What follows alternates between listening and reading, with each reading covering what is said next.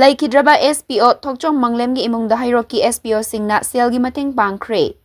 SPO VDF na leikhidabada Leingak na mityeng changbiraga imungi awaba ko hanbiyu haina Gunadhor na fongdorakli. Haukiba me thagi chaichat kunmathoida Heirok ta thokiba laibak thiba lambigi khudong thiba thodok amada manung matam chadana Leikhidraba Heirok SPO personnel Thokchom Manglemgi leihoriba imung manunggi miyoi singda SPO VDF Heirok personnel sing nangasi sel oina lupa lakama lising kuntranipan mateng pangkhre. Tengbang sel adu Heirok SPO VDF ki luchingba singna Leikhidraba Manglemgi Heirok part 2 kaithel mamangda leiba yumda haktengnana chatuna Leikhidrabagi loinabida khutsinaki. Tengbang sel adu khutsinabada sarukya kiba SPO Heirok e company gi commander Kumanthem Gunadhor na hai ingkumza englising ani nipanda Thobal district ke manung chanba Heirok Thabal chongfam amada masak khangdaba singna nongmai kapsilakpadagi misimina yawba thodok adugi matungda Heirok kanjanaba Leingakna SPO chahum laukraba matung Manipur pumbagi oina VDF personnel kaya ama lauduna mathau tawduna laklabasu SPO VDF ki miyoi ama leikhidaba matamda imungi awabada Manipur Leingakna ngasi fawbada mityeng changbidri asigumba awaba taraba VDF singi imungda Manipur Leingak ki maikaidagi mityeng changbiyu ngasi tengbang liba selfa masi Heirok ta leiriba VDF singna lupa chamnga khaigat naduna tengbang khibani Heirok ki VDF ama leitaba matamda mamangdagi hauna leihoriba imungda VDF singna khaigat naraga mateng pangbagi thausil amagi manung channa tengbang asi pizabani haiki Gunadhor na makhatana fongdokhibada aikhoigi thakta duty tawminaramba member ama leikhidaba matamda imungna thengna horiba awaba kaya asi aikhoi yengba ngamde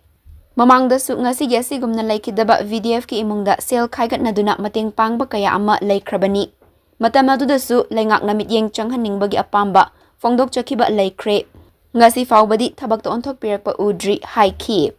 Ngasigi tengbang khongchat aduda Heirok ACG MLA Dr. Thokchom Radheshyamgi manaunupa Thokchom Sanathoy amadi leikaigi miyoi kaya su saruk yakibaga loinana. Thokchom Sanathoyna Heirok SPO singna asumna matam kayagi mamangdagi mateng panglakpabu thagatpa fongdokhi.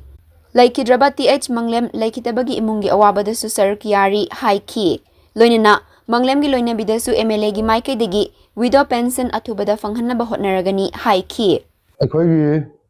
makata na jamta thak boy na khoi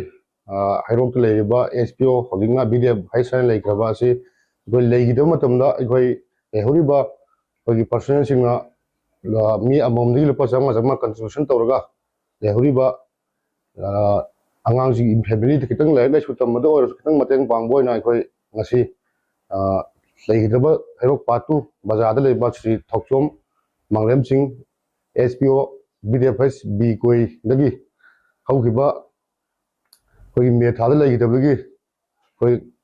ngasi se khoi contribution tawraga khoi angam mateng shen mateng pangmulak chabani khoi Leikhidraba matamda khoi hariba SPO BDF haise Leikhidraba matamda khoi sarkari oiba side gi kari mu khongjaba amtang khoi phanglete isa dagi khoi contribution tawraga angam mateng panglabane maramaduna lehoriba family si lehori pikliba angang sing amadi family si nungsibiraga khoi government gi side dagi khoi Leikhidraba matamda khulungthiba hokum matamda angam mateng kitang